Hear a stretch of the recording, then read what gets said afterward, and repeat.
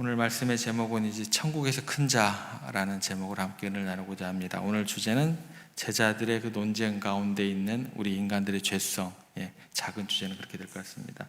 천국에서 큰 자라는 제목을 정한 이유는 이제 병행 구절이죠.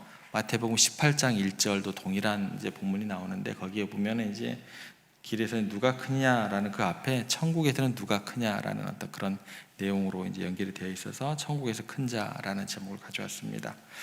오늘 본문에 이제 제자들끼리 벌인 어떤 논쟁과 또 그 가운데 담겨 있는 인간의 죄성 그리고 이에 대한 예수님의 가르침으로 이렇게 크게 연결이 됩니다.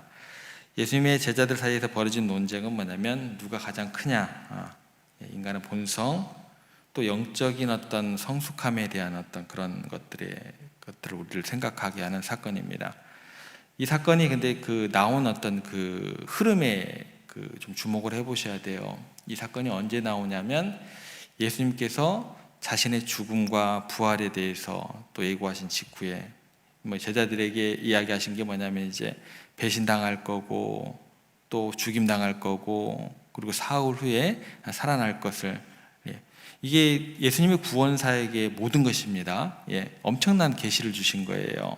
그런데 구원의 역사에 있어서 가장 중요한 사건을 예고하신 어떤 그런 이야기를 듣고 난 다음에 놀랍게도 제자들은 중대한 그 말씀의 의미를 제대로 이해하지 못하는 거죠. 이게 이제 오늘이 이제 두 번째고 다음 장에 넘어가면 이제 세 번째까지 연결이 되는데 예수님의 죽으심과 부활에 대한 것들은 어찌됐건 이해를 못합니다. 오늘은 근데 한 발 더 떠요. 자신들의 가장 큰 지에 대해서 논쟁을 하더라는 거예요. 알지 못하면 그래도 좀 조용히라도 있으면 괜찮은데 그 죽음과 부활에 대해서 이야기를 하시고 굉장히 중요한 메시지가 있는데 자기들끼리 싸우고 있는 거예요. 네가 크냐 내가 크냐. 이 모습이 이게 참 흐름 가운데 있을 때 너무나 이제 안타까운 모습이죠. 제자들의 모습이 이제 우리 인간들의 본성이 여기에서 어긋남이 없구나라는 것을 보게 합니다. 종종 우리가 하나님의 크신 계획과 뜻을 알아요. 기록되어 있고 항상 들려지는 어떤 하나님의 뜻과 계획이죠. 그런데 그것을 듣고도 읽고도 어떻게 할까요? 외면한 채 이렇게 누가 크냐 성공과 또 인정에 집착을 하게 되더라는 거예요. 금방 그 얘기를 들었음에도 불구하고 하나님의 말씀을 들으면서 그대로 우리 삶에 적용을 못하는 거죠. 세속적인 그런 관심과 그런 어떤 모습에 집착하다 보면, 그래서 우리가 살아가는 이 시대 또 우리들의 모습들 또 교회의 모습들 우리 신앙생활들의 모습들에 있어서 굉장히 중요한 어떤 모습을 돌아보게 한다라는 것입니다. 오늘도 교회 안에서 당시 제자들처럼 이런 모습이 없는 게 아니죠, 그죠? 제가 어디 이제 교회 행사를 회의를 가더라도 내가 나가야 되나 네가 나가야 되네, 그래요. 제가 여기 노예를 가보니까 한 시차례만큼의 M교회가 한 시차례만큼 되어 있어요. 제가 옛날에 평양로에 있을 때 거기가 이제 온누리교회가 있었어요. 거기는 온누리교회는 옛날에 명성교회보다 더 M교회보다 더 컸죠. 그런 것을 제가 본 적이 없는 것 같아요. 그런데 이제 M교회가 어떠한 것들을 의사결정에 대한 것들을 다 해요. 그러면 이제 그거에 대한 불만이 있는 사람들이 또 막 얘기를 해요. 결과는 뭐냐면 내가 나가겠다는 거예요. 서로 나가겠다는 거예요. 그래서 계속해서 기도는 성회인데 거룩할 성 이랬는데 이건 뭐 하는 건지 모르겠습니다. 서로 나가겠대요. 서로 나가겠대요. 누가 더 기적이나 이런 것들을 많이 일으키는지 누가 더 많은 어떤 것들을 이루는지 이런 것들 비교하는 모습들을 종종 보게 됩니다. 이러한 태도가 얼마나 그 순간으로부터 하나님 뜻과 멀어질 수 있는지 오늘 본문을 통해서 너무나 명확하게 드러나는 것이죠.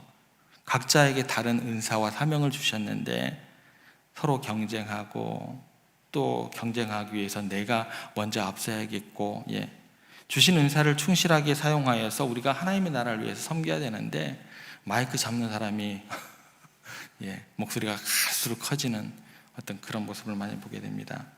진정한 신앙의 성숙함, 주님께서 우리에게 가르치는 영적인 가치는 뭐냐면 그런 힘이나 권력이나 명예에 있는 게 아니죠. 노회장을 하면 뭐 할 거예요? 총회장을 하면 뭐 할 거예요? 세상에 손가락질을 받아버리면 뭐 어떻게 되는 건데. 예.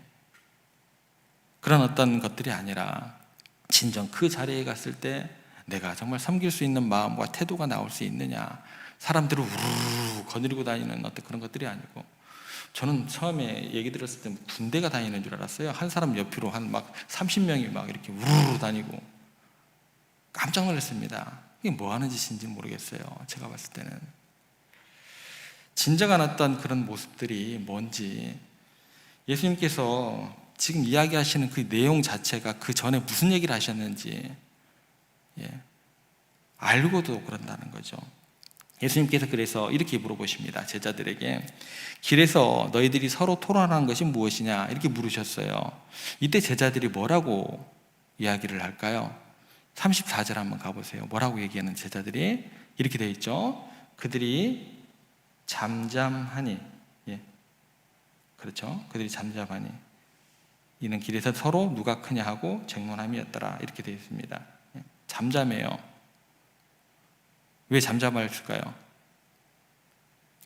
부끄러운 일이라는 걸 누가 알아요? 스스로 알아요. 모르는 게 아니에요. 할 말이 없는 거예요. 뭐해서? 창피해서. 자기들이 지금 예수님의 마음과 다르게 부끄럽고 창피한 짓을 하고 있다는 것을 알고 있습니다. 알아요. 세상 사람들도 아는데 자기가 그걸 모를까요? 교회의 지도자들이 그걸 모를까요? 자기 신은 논쟁들이 적절히 못했다는 것을 인식하고 있음을 보여줍니다. 잠잠합니다. 잠잠해요. 할 얘기가 없거든요. 그런데 문제가 뭐냐면 이러한 인식에도 불구하고 여전히 그 가치관에서 헤어나오지 못하더라는 거예요. 누가 더 높은 위치에 있는지. 이후에 10장에 가면은 어떤 얘기까지 나오냐면, 야, 내가 왼편에 앉을 거야, 네가 왼편에 앉을 거야. 구체적으로 나는 뭐 하나 자리 해먹을 거야. 이 얘기까지 해요. 10장에 가서는. 여기는 이제 야, 우리 중에 누가 높을까 한번 알아보자, 이 정도죠. 10장에 가면 예수님께서 또 나 죽을 거야, 부활할 거야 이야기하니까 그 다음에 뭐라는 얘기한 줄 아세요? 야, 내가 이 자리 해먹을 거야. 아니야, 내가 이 자리 해먹을 거야. 그걸 또 예수님이 묻고 있어요. 압니다. 알아요. 알면서도 헤어나오지 못해요. 우리들의 모습이죠. 그죠? 자신의 행동이 옳지 않다는 것을 알면서도 절대로 나는 변하지 않을 거야 라는 거죠. 제자들의 그 벌인 논쟁 가운데 얼마나 우리가 세속적인 가치에 쉽게 사로잡히는지 우리의 모습이 좀 두렵기도 합니다. 근본적인 죄성이 거기에 깔려있기 때문에 그래요. 교만, 또 자랑하려는 본성, 이게 가장 인간의 깊은 곳에 자리 잡고 있다는 거예요. 그래서 에덴 동산에서 아담과 하와가 3장 5절에 보면, 창세기 3장 5절에 보면 사탄이 유혹하는 장면이 이렇게 나옵니다. 이렇게 기록되어 있어요. 너희가 그것을 먹는 날에는 너희 눈이 밝아져 하나님과 같이 되어 선악을 알 줄 하나님이 아심이니라. 선악과가 보기에 좋고 탐스러워서 그들이 유혹을 받은 거예요? 아니에요, 여러분들. 보기에 좋고 탐스럽기도 하지만 그것이 유혹 자체가 되는 게 아니에요. 3장 5절에 보면 뭐라고 되어 있냐면 하나님과 같이 되어예요. 하나님과 같이 되어예요. 큰 유혹이 된 이유가 뭐라고요? 야, 나는 좀 하나님같이 좀 높아져야겠다, 이 욕망입니다. 결국 이게 인간을 죄 가운데로 타락하게 만드는 어떤 원인이 된다라는 거예요. 인간이 높아지고라는 교만이 얼마나 뿌리가 깊은지 창세기의 시작부터가 이렇게 나오게 되더라는 거예요. 더 나아가서 이제 11장 심판받고 난 다음에 사람들이 하나님의 은혜 가운데 이제 부흥하게 이렇게 많아지게 난 다음에 창세기 11장 가면 무슨 이야기가 나와요? 바벨탑 이야기가 나옵니다. 그때 바벨탑에 있던 그 인간들이 어떤 얘기를 하냐면 주신 바 은혜와 그 어떤 지경이 넓어지는 어떤 축복 가운데서 자신들의 이름을 높이고, 이렇게 나와요.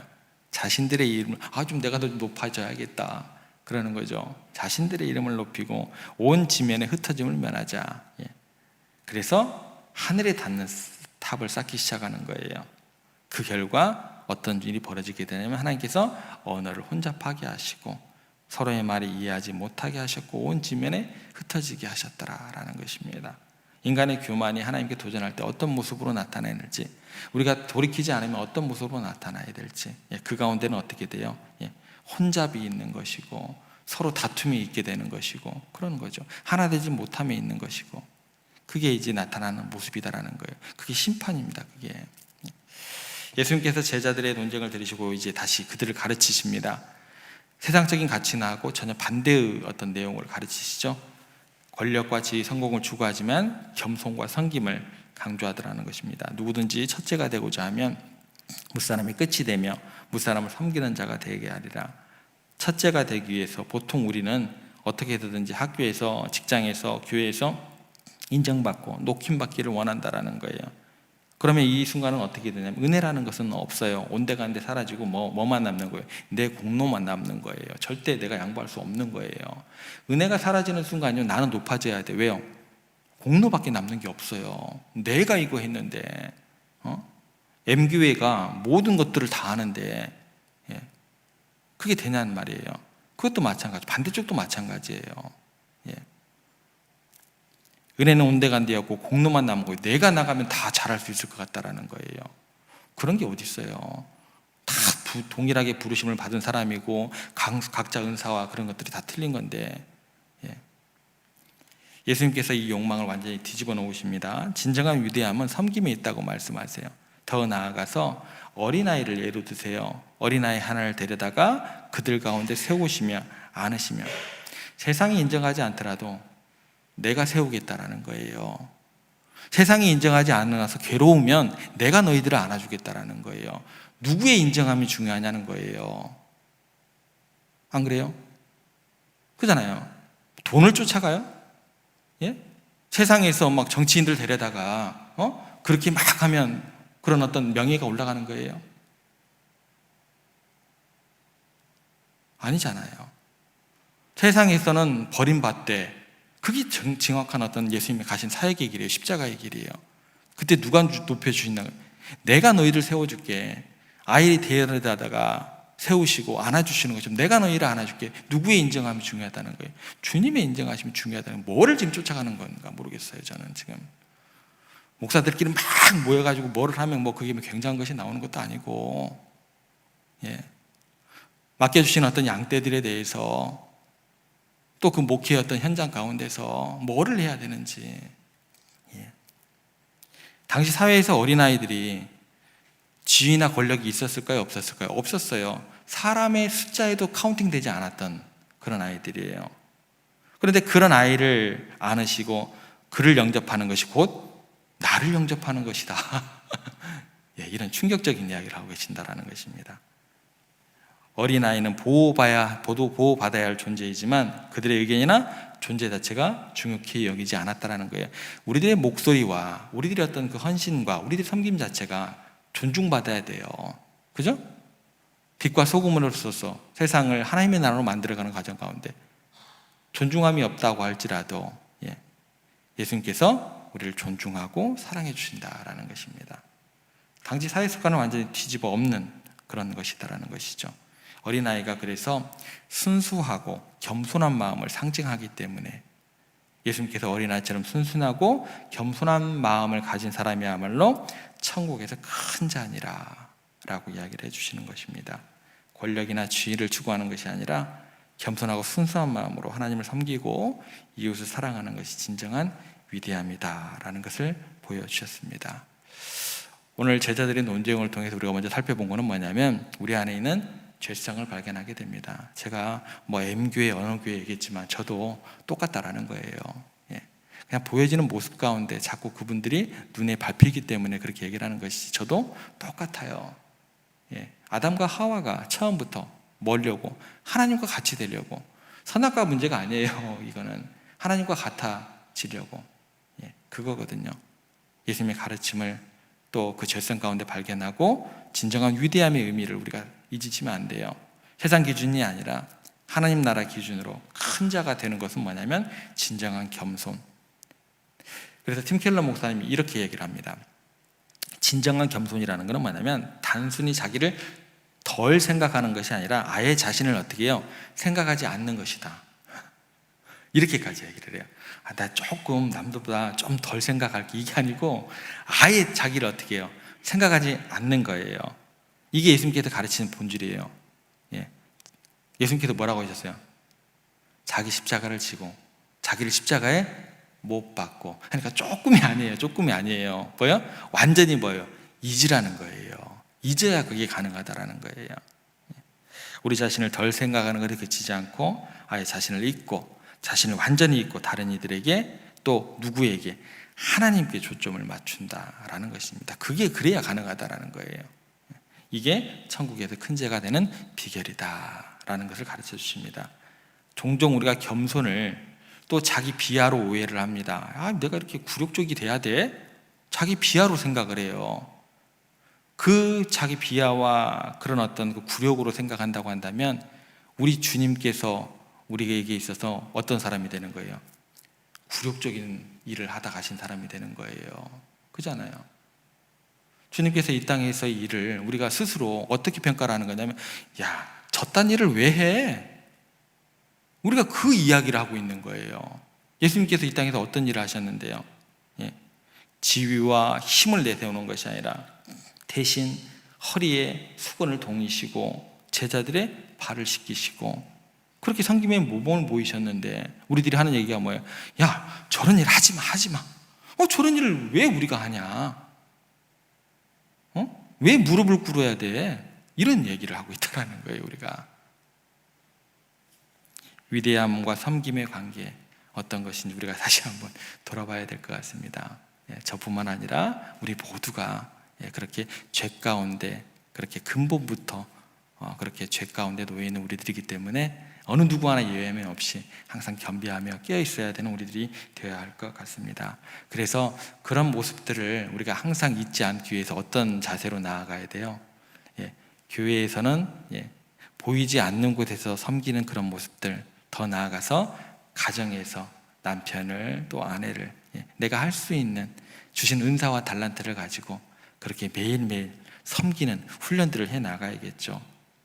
이렇게 잘하기 위해서는 먼저 우리의 동기를 점검하셔야 됩니다. 우리가 하는 모든 일에서 내 영광이 아닌 하나님의 영광을, 또 다른 사람들의 유익을 구하는 일을 하고 있는지 살펴보시고, 또 금방 얘기했던 것처럼 가정에서 또 직장에서 또 돕는 모습들을 교회에서는 보이지 않는 모습, 누가 인정해 주지 않더라도 그렇게 하나님의 나라를 또 위대함을 그렇게 나타낼 수 있는 우리가 되면 좋을 것 같습니다. 이런 작은 내 삶의 자리에서 하나하나의 사건마다 작은 행동들이 모여서 큰 변화를 이룰 줄 믿습니다. 우리 서로는 경쟁의 대상이 아니에요. 누르는 그런 것들이 아니고 함께 성장하고 섬겨야 할, 그래서 하나님의 나라에 대한 그 모습을 나타낼 때 이사야 선지자가 뭐래요? 사자들이 어린 양과 뛰놀고 독사굴에 손을 놓고, 이게 말이 되냐는 거예요. 그게 하나님의 나라라는 거예요.